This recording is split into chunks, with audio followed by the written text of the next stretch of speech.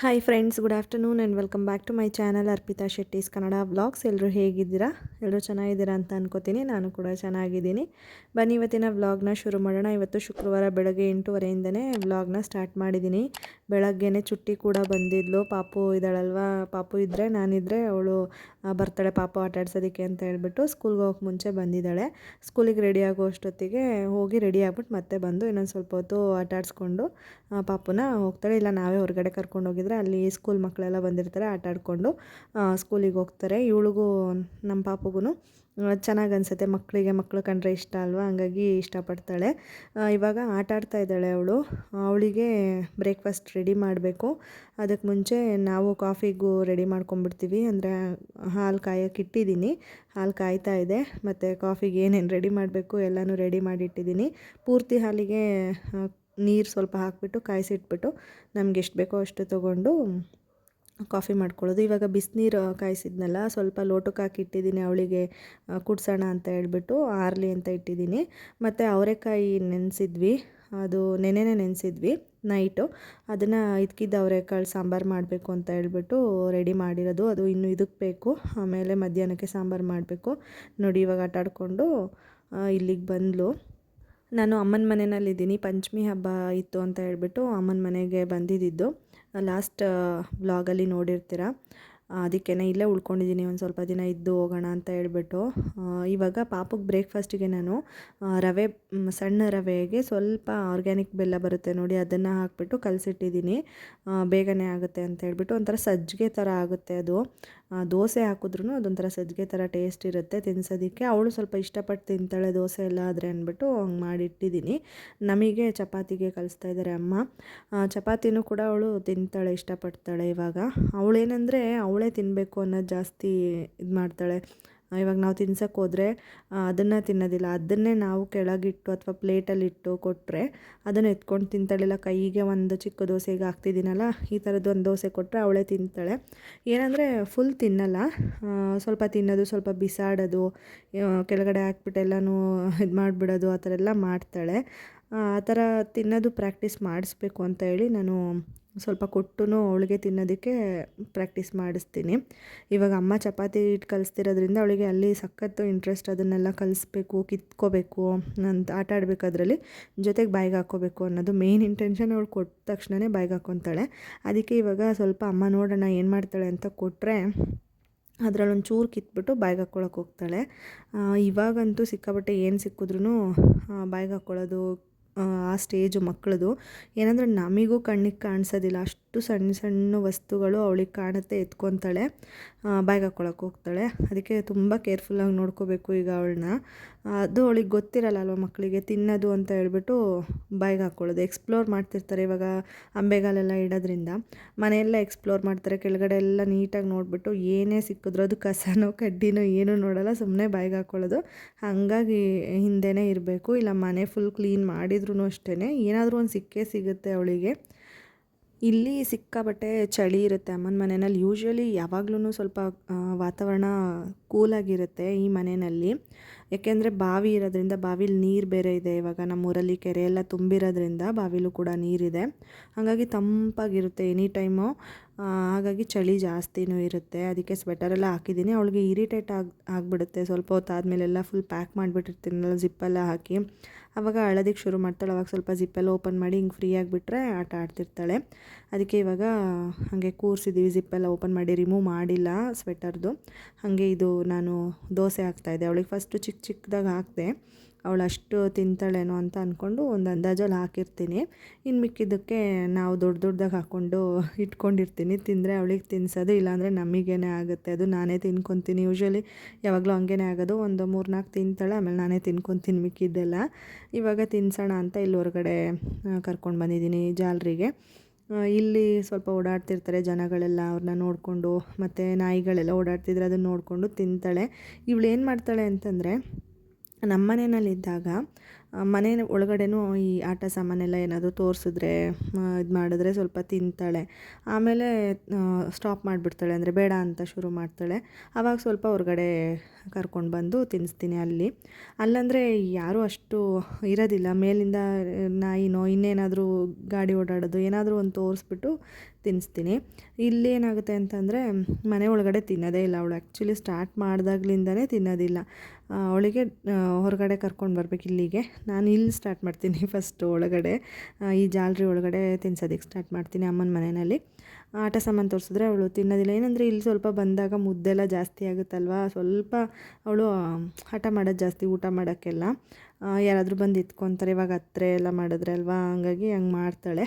ಆಮೇಲೆ ಹೊರಗಡೆ ಕರ್ಕೊಂಡೋಗ್ತೀನಿ ಒಂದು ಸ್ಟೆಪ್ಪು ಕರ್ಕೊಂಡೋಗಿ ಆವಾಗ ಅಲ್ಲೆಲ್ಲ ನೋಡಿಸಿ ತಿನ್ನಿಸೋದಕ್ಕೆ ಟ್ರೈ ಮಾಡ್ತೀನಿ. ಹೆಂಗೋ ಮಾಡಿ ಸ್ವಲ್ಪ ತಿನ್ನಿಸ್ತೀನಿ. ಅದರಲ್ಲೂ ಈ ಥರ ದೋಸೆ ಎಲ್ಲ ಆದರೆ ಓಕೆ ತಿಂತಾಳೆ. ಅನ್ನದ ಐಟಮ್ ಅಂದರೆ ಅವಳಿಗೆ ಸ್ವಲ್ಪ ಇಷ್ಟ ಆಗೋದಿಲ್ಲ. ಹೆಂಗೋ ಮಾಡಿ ತಿನ್ನಿಸ್ಬೇಕಷ್ಟೇ. ಅದು ಇವಾಗ ಇನ್ನೂ 1 ಇಯರ್ ಆದಮೇಲೆ ಇನ್ನೂ ಜಾಸ್ತಿ ಆಗುತ್ತೆ. ಆ್ಯಕ್ಚುಲಿ ಹೇಳ್ಬೇಕಂತಂದರೆ ಮಕ್ಕಳು ಊಟನ ರಿಜೆಕ್ಟ್ ಮಾಡೋದು ಜಾಸ್ತಿ. ಆವಾಗ ಇನ್ನೂ ನಡೆಯೋದಕ್ಕೆಲ್ಲ ಕಲ್ತ್ಬಿಟ್ಟಿರ್ತಾರಲ್ವ, ಅವರಿಗೆ ಬೇರೆ ಆಟ ಆಡೋದ್ರ ಮೇಲೆ ಜ್ಞಾನ ಜಾಸ್ತಿ ಇರುತ್ತೆ, ಊಟ ಮಾಡೋದ್ರ ಮೇಲೆ ಇರೋದಿಲ್ಲ. ಇವಳು ಸ್ವಲ್ಪ ಬೇಗನೆ ಅದನ್ನೆಲ್ಲ ಶುರು ಮಾಡಿಬಿಟ್ಲು ಅಂತಲೇ ಹೇಳ್ಬೋದು. ಊಟದಲ್ಲಿ ಸ್ವಲ್ಪ ಇಂಟ್ರೆಸ್ಟ್ ಇವಳಿಗೆ ಕಡಿಮೆನೇ. ಹೆಂಗಾದರೂ ಮಾಡಿ ಸ್ವಲ್ಪ ಟ್ರಿಕ್ಸ್ ಎಲ್ಲ ಮಾಡಿ ತಿನ್ನಿಸ್ಬೇಕು. ಯೂಶ್ವಲಿ ಮಕ್ಕಳು ಹಾಗೇ, ಏನಾದರೂ ಒಂದು ಟ್ರಿಕ್ಸ್ ನಾವೇ ನೋಡ್ಕೋಬೇಕು ನಮ್ಮ ಮಕ್ಳಿಗೆ ತಕ್ಕಂಗೆ ಊಟ ಮಾಡಿಸೋದಕ್ಕೆ. ಇವಳಿಗೂ ಹಂಗೆ ನಾನು ಇವಾಗ ನನಗೆ ಗೊತ್ತಾಗಿದೆ ಅಲ್ವಾ, ಅಭ್ಯಾಸ ಮಾಡ್ಕೊಂಡಿದ್ದೀನಿ. ಮತ್ತು ಅವಳಿಗೆ ಏನು ಇಷ್ಟ ಆಗುತ್ತೆ ಅದನ್ನು ಜಾಸ್ತಿ ತಿನ್ಸೋಕ್ಕೆ ನಾನು ಟ್ರೈ ಮಾಡ್ತೀನಿ. ಆ ಥರ ಮಾಡಿಬಿಟ್ಟು ಹೆಂಗೋ ಸ್ವಲ್ಪ ಊಟ ಮಾಡಿಸ್ತೀನಿ. ಕೆಲವೊಂದು ಸರಿ ಅಂತೂ ಬಿಲ್ಕುಲ್ ತಿನ್ನೋದೇ ಇಲ್ಲ ಅವಳು. ಆವಾಗ ಸಖತ್ ಬೇಜಾರಾಗಿಬಿಡುತ್ತೆ ನನಗೆ, ಏನು ಊಟನೇ ಮಾಡ್ತಿಲ್ವಲ್ಲ ಇವಳು ಅಂತ ಹೇಳ್ಬಿಟ್ಟು.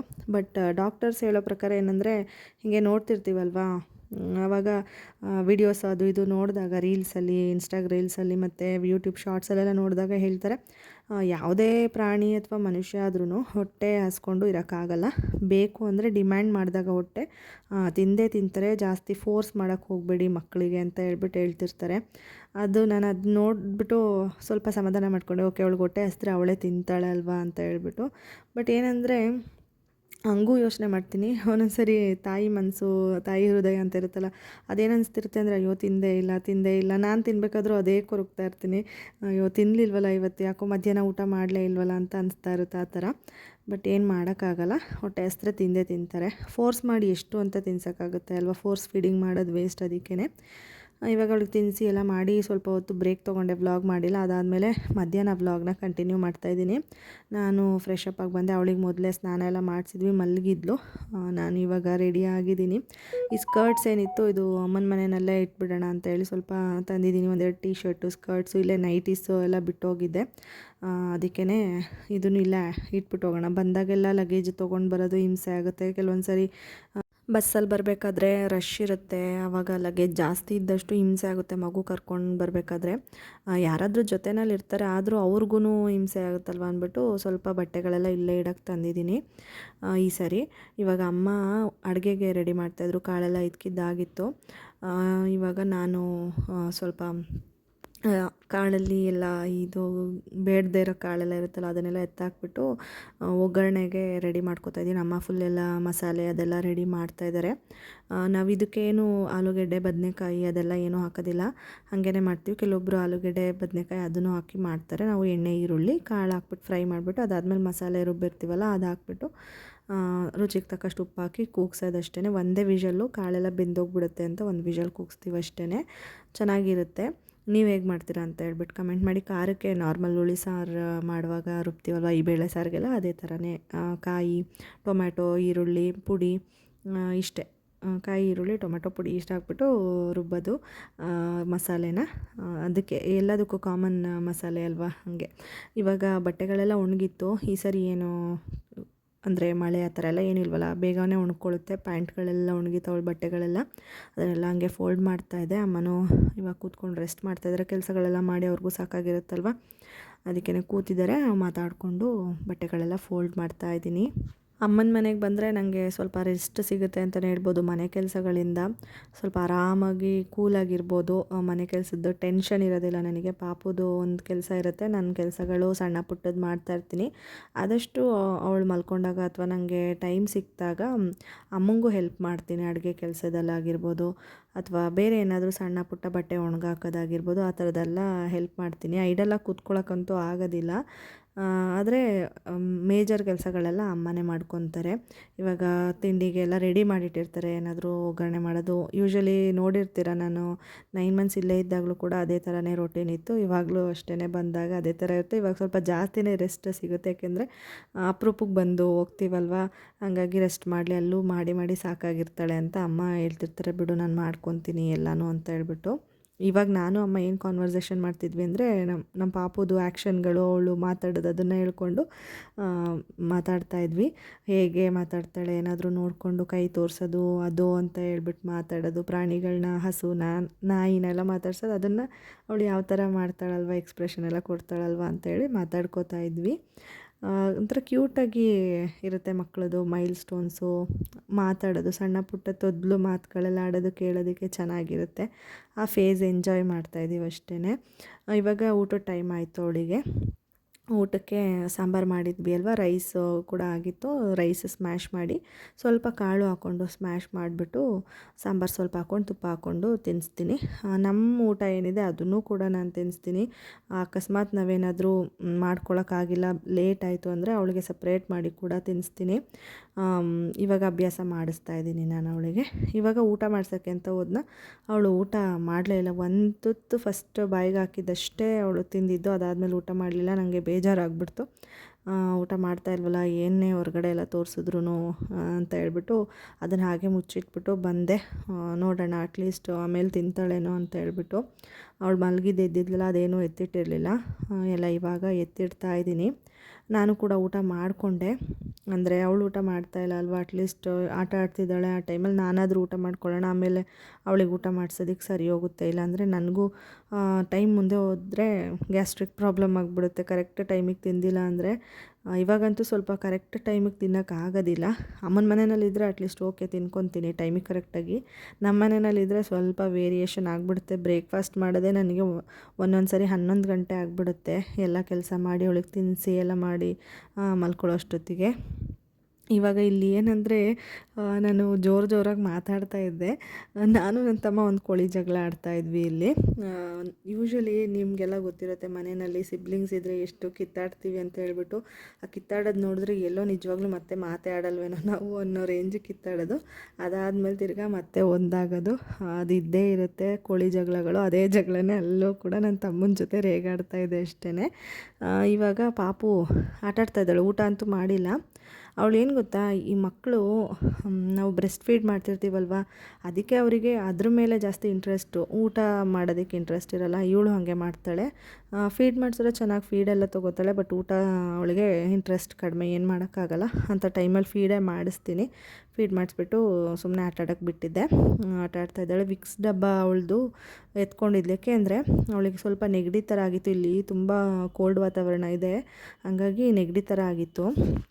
ಹಚ್ಚೋಣ ಅಂತ ಹೇಳಿ ಎತ್ಕೊಂಡಿದ್ನಲ್ಲ, ಅವಳಿಗೆ ತುಂಬ ಇಷ್ಟ ಅದು, ಅದಕ್ಕೆ ಎತ್ಕೊಂಡಿದ್ಲು. ಬಟ್ ನನಗೆ ತುಂಬ ಭಯ, ಬಾಯಿಗೆ ಹಾಕೊಂಡ್ಬಿಟ್ರೆ ಅಂತ ಹೇಳ್ಬಿಟ್ಟು ನೋಡ್ತಾನೇ ಇದ್ದೆ. ಮಾನಿಟರ್ ಮಾಡಲೇಬೇಕು ಅಂತ ಟೈಮಲ್ಲಿ ಮಕ್ಕಳನ್ನ ಒಂದು ಸೆಕೆಂಡ್ ಕೂಡ ಬಿಡೋಕ್ಕಾಗಲ್ಲ. ಏನು ಮಾಡಬೇಕು?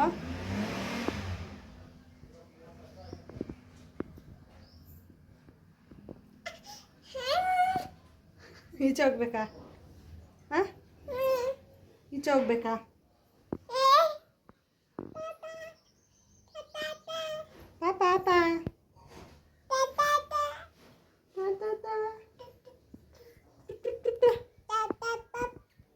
ಹೊರಗಡೆ ಕರ್ಕೊಂಡು ಹೋಗಲಿ ಅಂತ ಹೇಳ್ಬಿಟ್ಟು ಹಂಗೆ ಮಾಡ್ತಾಯಿದ್ಲು. ಆಮೇಲೆ ಸ್ವಲ್ಪ ಹೊರಗಡೆ ಎಲ್ಲ ಕರ್ಕೊಂಡು ಹೋಗ್ಬಿಟ್ಟು ಬಂದೆ. ಇಲ್ಲೇ ಆಟ ಆಡ್ಸೋಣ ಒಳಗಡೆ ಅಂತ ಹೇಳ್ಬಿಟ್ಟು. ಇವಾಗ ಅಮ್ಮ ಬಂದು ಮಲಗಿದ್ರು, ಅವರಿಗೆ ಫುಲ್ ಟಾರ್ಚರ್ ಕೊಡ್ತಾ ಇದ್ದಾಳೆ. ಅಂದರೆ ಹೊಡಿಯೋದು, ಮತ್ತು ಕಚ್ಚೋದಕ್ಕೂ ಕೂಡ ಹೋಗ್ತಾಳೆ. ಅವಳಿಗೆ ಇನ್ನೂ ಹಲ್ಲು ಬಂದಿಲ್ಲ. ನನಗೆ ಕಮೆಂಟಲ್ಲಿ ಕೇಳ್ತಿದ್ರು ಹಲ್ಲು ಬಂದಿದೆಯಾ, ಯಾವ ತಿಂಗ್ಳಿಗೆ ಬಂತು ಅಂತೆಲ್ಲ. ಅವಳಿಗೆ ಇನ್ನೂ ಹಲ್ಲು ಬಂದಿಲ್ಲ, ಸ್ವಲ್ಪ ನಿಧಾನ ಬರ್ತಿದೆ ಅವಳಿಗೆ. ಅಂದರೆ ಕೆಲವು ಮಕ್ಕಳಿಗೆ 7 ಮಂತ್ಸ್ 8 ಮಂತ್ಸ್ ಇದ್ದಾಗಲೇ ಬರುತ್ತೆ, ಕೆಲವು ಮಕ್ಕಳಿಗೆ 1 ವರ್ಷ ಆದಮೇಲೂ ಕೂಡ ಬರುತ್ತೆ. ನನಗೆ ಗೊತ್ತಿರೋ ಪ್ರಕಾರ ಲೇಟಾಗಿ ಬಂದ್ರೇ ಒಳ್ಳೆಯದು ಅಂತ ಹೇಳ್ತಾರೆ, ಅಂದರೆ ಸ್ಟ್ರಾಂಗ್ ಇರುತ್ತೆ ಅಂತ ಹೇಳ್ಬಿಟ್ಟು. ಸೊ ಹಾಗಾಗಿ ನಾನೇನು ಅಷ್ಟು ವರಿ ಮಾಡ್ಕೊಳಕ್ಕೆ ಹೋಗಿಲ್ಲ ಅದ್ರ ಬಗ್ಗೆ. ಯಾಕೆಂದರೆ ಕಮೆಂಟಲ್ಲಿ ಏನಂದರೆ ಲೂಸ್ ಮೋಷನ್ ಆಗುತ್ತೆ ಮಗುಗೆ ಹಲ್ಲು ಬರಬೇಕಾದ್ರೆ, ಅದು ನಿಮ್ಮ ಪಾಪುಗೂ ಆಗಿತ್ತಾ, ಮತ್ತು ಹಲ್ಲು ಯಾವ ಮಂತಲ್ಲಿ ಬಂದಿತ್ತು ಅಂತ ಕೇಳಿದ್ರಲ್ಲ, ಅದಕ್ಕೇ ಹೇಳ್ತಾ ಇದ್ದೀನಿ. ಅದು ನಂಗೆ ಇನ್ನೂ ಎಕ್ಸ್ಪೀರಿಯನ್ಸ್ ಆಗಿಲ್ಲ, ನಾನು ಆದಾಗ ಖಂಡಿತವಾಗ್ಲೂ ನಿಮ್ಮ ಹತ್ರ ಶೇರ್ ಮಾಡ್ಕೋತೀನಿ, ಓಕೆನಾ. ಅದು ಆಗುತ್ತೆ ಅಂತ ಹೇಳ್ತಾರೆ, ಲೂಸ್ ಮೋಷನ್ ಎಲ್ಲ ಕಾಮನ್ ಆಗಿ ಹಲ್ಲು ಬರಬೇಕಾದ್ರೆ. ಇವಳೇನು ಗೊತ್ತಾ, ಹಲ್ಲು ಬಂದಿಲ್ಲ ಅಂದರೂ ಹೊಸ್ಲು ತುಂಬ ಸ್ಟ್ರಾಂಗ್ ಇದೆ. ಅದು ನಮ್ಮ ಮನೆಯವ್ರ ಥರ ಅಂತ ಅನ್ಕೋತೀನಿ, ನನ್ನ ಹಸ್ಬೆಂಡ್ ಥರ. ಯಾಕೆಂದರೆ ನನಗೆ ಹಲ್ಲು ಅಷ್ಟೊಂದು ಸ್ಟ್ರಾಂಗ್ ಇಲ್ಲ, ಅವರಿಗೆ ಇದೆ. ಹಾಗಾಗಿ ಇವಳಿಗೂ ಅವ್ರ ಥರ ಲೇಟಾಗಿ ಬರ್ತಿದೆ ಸ್ಟ್ರಾಂಗಾಗಿ ಅಂತ ಅನ್ಕೋತೀನಿ. ಇವಾಗ ಬಾಡಿ ಲೋಷನ್ ಹಚ್ತಾ ಇದ್ದೆ ಅವಳಿಗೆ. ಏಕೆಂದರೆ ಇವಾಗ ಚಳಿ ಜಾಸ್ತಿ ಇರೋದ್ರಿಂದ 2-3 ಸರಿ ಒಂದು ದಿನಕ್ಕೆ ಕಾಲಿಗೆ ಮೇಯ್ನಾಗಿ ಹಚ್ತೀನಿ. ಯಾಕೆಂದರೆ ಅಂಬೆಗಾಲು ಇಟ್ಕೊಂಡು ಹೋಗ್ತಾಳಲ್ವ, ಅದು ಒಂಥರ ಎಲ್ಲ ರಫ್ ಆಗಿಬಿಡುತ್ತೆ, ಅಂದರೆ ಬೂದಿಗೆ ಆಗಿಬಿಡುತ್ತೆ ನೋಡಿ, ಆ ಥರ ಆಗಿರುತ್ತೆ. ಪ್ಯಾಂಟೆಲ್ಲ ಮೇಲೆ ಎತ್ಕೊಂಡ್ಬಿಟ್ಟು ಆ ಥರ ಮಾಡ್ಕೊತಾಳೆ. ನಾನು ಕಾಲೆಲ್ಲ ತೊಳೆದ್ಬಿಟ್ಟು ಅವಾಗವಾಗ ಹೇಗಿದ್ದರೂ ಸುಸು ಮಾಡ್ಕೊಂಡಾಗ ತೊಳಿತೀವಲ್ವ, ವಾಶ್ ಮಾಡಿಬಿಟ್ಟು ಎಲ್ಲ ಒರೆಸ್ಬಿಟ್ಟು ಅವಾಗವಾಗ ಹಚ್ತಾ ಇರ್ತೀನಿ. ಫೇಸ್ಗೂ ಕೂಡ ಅಷ್ಟೇ, ಊಟ ಎಲ್ಲ ಮಾಡಿಸಾದ್ಮೇಲೆ ಮುಖ ಎಲ್ಲ ಒರೆಸಿರ್ತೀವಲ್ವ, ಆ ಟೈಮಲ್ಲಿ ಸ್ವಲ್ಪ ಕ್ರೀಮೆಲ್ಲ ಹಚ್ತಾ ಇರ್ತೀನಿ, ಇಲ್ಲಾಂದರೆ ಒಡ್ಕೊಂಡಂಗೆ ಆಗಿಬಿಡುತ್ತೆ ಮುಖನೂ ಅಂತ ಹೇಳ್ಬಿಟ್ಟು. ಕ್ರೀಮ್ಸು ಮತ್ತು ಅವಳಿಗೆ ಲೋಷನ್ ಎಲ್ಲ ಯಾವ್ದು ಯೂಸ್ ಮಾಡ್ತೀರಾ ಅಂತಲೂ ಕೇಳ್ತಿರ್ತೀರಾ. ನಾನು ಇವಳಿಗೆ ಮಮಾರ್ತ್ ಬಾಡಿ ಲೋಷನ್ ಯೂಸ್ ಮಾಡ್ತಾಯಿದ್ದೀನಿ ಸದ್ಯಕ್ಕೆ, ಮತ್ತು ಟೆಡಿ ಬಾರ್ ಸೋಪ್ ಯೂಸ್ ಮಾಡ್ತಾಯಿದ್ದೀನಿ. ಮಮಾರ್ತ್ ಅವ್ರದ್ದೇ ಫೇಸ್ ಕ್ರೀಮ್ ಕೂಡ ಯೂಸ್ ಮಾಡ್ತಿದ್ದೀನಿ. ನಾನು ಏನಾದರೂ ಅಕಸ್ಮಾತ್ ಚೇಂಜ್ ಮಾಡಿದ್ರೆ ಅಥವಾ ಎಕ್ಸ್ಟ್ರಾ ಬೇರೆ ಏನಾದರೂ ತೊಗೊಂಡ್ರೆ ಖಂಡಿತವಾಗ್ಲೂ ನಿಮಗೆ ವಿಡಿಯೋದಲ್ಲಿ ಅಪ್ಡೇಟ್ ಮಾಡ್ತಾಯಿರ್ತೀನಿ, ಓಕೆನಾ. ನೋಡಿ, ಇವಾಗ ಹಚ್ಚಿಸ್ಕೋಬೇಕಾದ್ರೆ ಯಾವ ಥರ ರೊಟೇಟ್ ಆಗ್ತಿದ್ದಾಳೆ ಅಂತ ಹೇಳ್ಬಿಟ್ಟು 360 ಡಿಗ್ರಿ ರೊಟೇಟ್ ಆಗಿಬಿಡ್ತಾಳೆ. ಅವಳಿಗೆ ಇಷ್ಟ ಇಲ್ದಿರೋದು ಮಾಡಿದ್ರೆ ಹೊಡಿಯೋದು ಆ ಥರ ಎಲ್ಲ ಮಾಡ್ತಾಳೆ. ಇವಾಗಲೂ ಹಾಗೆ ಮಾಡಿದ್ಲು, ಅಬ್ಸರ್ವ್ ಮಾಡಿರ್ತೀರ ಅಂತ ಅನ್ಕೋತೀನಿ. ಊಟ ಮಾಡಿಸ್ಬೇಕಾದ್ರೂ ಅಷ್ಟೇ, ಕೈ ಹತ್ರಕ್ಕೆ ತೊಗೊಂಡೋದ್ರೆ ಅನ್ನ ಇರೋದನ್ನ ಕೈಗೆ ಸರಿಯಾಗಿ ಹೊಡಿತಾಳೆ, ಬೇಡ ಅಂತ ಹೇಳ್ಬಿಟ್ಟು ಹಂಗೆ ಮಾಡ್ತಾಳೆ. ಸ್ವಲ್ಪ ಜೋರೇ ಇದ್ದಾಳೆ ಅಂತ ಹೇಳ್ಬೋದು. ಬಟ್ ಹಂಗೇ ಮಕ್ಕಳು ಬೆಳೀತಾ ಗೊತ್ತಾಗುತ್ತಲ್ವ ಅವ್ರಿಗೂ, ಬ್ರೈನಿಗೆ ಎಲ್ಲನೂ ಬೇಡ ಅನ್ನೋದು ಬೇಕು ಅನ್ನೋದು, ಹಂಗಾಗಿ ರಿಜೆಕ್ಟ್ ಮಾಡೋದು ಆ ಥರ. ಇವಾಗ ಸ್ವಲ್ಪ ಹೊರಗಡೆ ಕರ್ಕೊಂಡು ಬಂದಿದ್ದೀನಿ, ಮಕ್ಕಳೆಲ್ಲ ಇದ್ದರು ಆಟ ಆಡಲಿ ಅಂತ ಹೇಳ್ಬಿಟ್ಟು. ಸ್ಕೂಲೆಲ್ಲ ಮುಗಿಸ್ಕೊಂಡು ಬಂದಿರ್ತಾರಲ್ಲ ಆ ಟೈಮಲ್ಲಿ ಆಟ ಆಡೋದಕ್ಕೆ. ಮತ್ತು ಇವಳು ನಿಂತ್ಕೊಂಡು ಸ್ವಲ್ಪ, ಇವಳು ಔಟ್ಡೋರ್ ಪರ್ಸನ್ ಅಂತಲೇ ಹೇಳ್ಬೋದು, ಇಂಡೋರ್ ಪರ್ಸನ್ ಅಲ್ಲ ಇವಳು, ಔಟ್ಡೋರ್ ಪರ್ಸನ್ನು ನಮ್ಮ ಮನೆಯವ್ರ ಥರ. ನಾನೀಗ ನಮ್ಮ ಮನೆಯವ್ರ ಜೊತೆ ಇದ್ದು ನಾನು ಕೂಡ ಔಟ್ಡೋರ್ ಪರ್ಸನ್ನೇ ಆಗಿಬಿಟ್ಟಿದ್ದೀನಿ. ಕೆಲವೊಂದು ಸರಿ ಅಂತೂ ಅನಿಸುತ್ತೆ, ಜಾಸ್ತಿ ಓಡಾಡ್ಕೊಂಡು ಬಂದಾಗ ಆಮೇಲೆ ನನಗೆ ಎಲ್ಲೂ ಹೋಗಬಾರ್ದು, 1 ಮಂತು ಮನೆಯಿಂದ ಆಚೆಗೆ ಹೋಗಬಾರ್ದು, ಮನೆಯಲ್ಲೇ ಇರಬೇಕು ಅಂತಲೂ ಅನಿಸುತ್ತೆ. ಬಟ್ ಆ ಥರ ಇದ್ರೂ ಬೋರ್ ಆಗಿಬಿಡುತ್ತೆ ಆಮೇಲೆ ನನಗೆ. ವೀಕ್ಲಿ ಒನ್ಸ್ ಆದರೂ ಅಟ್ಲೀಸ್ಟ್ ಒಂದು ಚಿಕ್ಕದಾಗಿ ಎಲ್ಲಾದರೂ ಹೋಗಿ ಬರಬೇಕು, ಯಾಕೆಂದರೆ ಮನೆಯಲ್ಲೇ ಅದೇ ರೊಟೀನ್ ಮಾಡಿ ಬೇಜಾರಾಗಿರುತ್ತೆ ಅಲ್ವಾ. ಹಂಗಾಗಿ ಸಣ್ಣದಾಗಿ ಒಂದು ಹೊರಗಡೆ ಹೋಗಿ ಬಂದರೆ ನಮಗೂ ಮೈಂಡ್ ಫ್ರೆಶ್ ಆಗುತ್ತೆ. ಅದಕ್ಕೇ ಇವಾಗ ಪಾಪು ಇದ್ದಾಳೆ. ಇವಾಗ ಒಂಥರ ಅನಿಸಿದ್ರೆ, ಮುಂಚೆ ಎಲ್ಲ ಒಬ್ಬಳೇ ಇರ್ತಿದ್ನಲ್ಲ, ಆವಾಗ ಒಂಥರ ಬೇಜಾರಾಗೋದು, ಲೋನ್ಲಿನೆಸ್ ಫೀಲ್ ಆಗ್ತಿತ್ತು. ಇವಾಗ ಆ ಥರ ಲೋನ್ಲಿನೆಸ್ ಎಲ್ಲ ಏನು ಫೀಲ್ ಆಗೋಲ್ಲ, ಬಟ್ ಒಂದು ಸ್ಮಾಲ್ ಚೇಂಜ್ ಬೇಕು ಅಂತ ಅನಿಸುತ್ತೆ ಅಷ್ಟೇ. ಇವಳಿಗೂ ಇವಾಗ ಒಳಗಡೆ ಇದ್ದು ಬೇಜಾರಾಗ್ತಿರುತ್ತಲ್ವ, ಅದಕ್ಕೆ ಅವಾಗವಾಗ ಹೊರಗಡೆ ಕರ್ಕೊಂಡು ಬರ್ತೀನಿ. ಮತ್ತು ಊಟ ಮಾಡಿಸ್ಬೇಕಾದ್ರೂ ಇಲ್ಲೇ ಕರ್ಕೊಂಡ್ಬಂದು ಊಟ ಮಾಡಿಸ್ತೀನಿ. ಸ್ವಲ್ಪ ಚಳಿ ಥರ ಇದೆ ಅಲ್ವಾ, ಅದಕ್ಕೇ ಟೋಪಿ ತೊಗೊಂಡು ಬಾ ಅಂತ ಹೇಳಿದೆ, ಚುಟ್ಟಿಗೆ ತೊಗೊಂಡು ಬಂದು ಕೊಟ್ಟಳು. ನೋಡಿ ಹೇಗೆ ಮಾಡ್ತಿದ್ದಾರೆ ಕ್ಯಾಮ್ರಾ ಮುಂದೆ ಬಂದು ಅಂತ ಹೇಳ್ಬಿಟ್ಟು ಆಟ ಆಡ್ತಿದ್ರು ಅವರು ಇಬ್ಬರೂ, ಪಕ್ಕದ ಮನೆ ಮಕ್ಕಳು. ಇವಾಗ ಇಲ್ಲಿ ಕರ್ಕೊಂಡು ಬಂದಿದ್ದೀನಲ್ವ, ಊಟ ಮಾಡಿಸ್ಬೇಕಾದ್ರೂ ಅಷ್ಟೇ ಇಲ್ಲೇ ಕರ್ಕೊಂಡು ಬರ್ತೀನಿ, ಇಲ್ಲಾಂದರೆ ಪಕ್ಕದಲ್ಲಿ ಮನೆ ಇದೆ, ಅಲ್ಲೂ ಜಾಗ ಇದೆ, ಅಲ್ಲಿಗೂ ಕರ್ಕೊಂಡೋಗಿ ಊಟ ಮಾಡಿಸ್ತೀವಿ.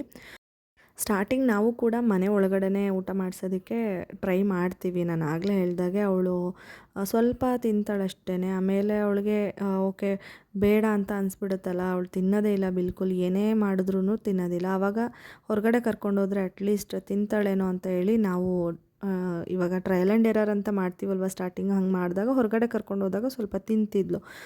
ಎಲ್ಲರನ್ನೂ ನೋಡೋದು, ನಾಯಿಗಳು ಅಥವಾ ಕುರಿ ಮೇಕೆ ಹಸು ಏನೋ ಒಂದು ಓಡಾಡ್ತಿರುತ್ತಲ್ವ, ಹಳ್ಳಿ ಆಗಿರೋದ್ರಿಂದ ಅದು ನೋಡ್ಕೊಂಡು ತಿನ್ನೋಳು. ಹಂಗಾಗಿ ನಾವು ಹೊರಗಡೆ ಕರ್ಕೊಂಡೋಗಿ ಊಟ ಮಾಡಿಸ್ತಿದ್ವಿ.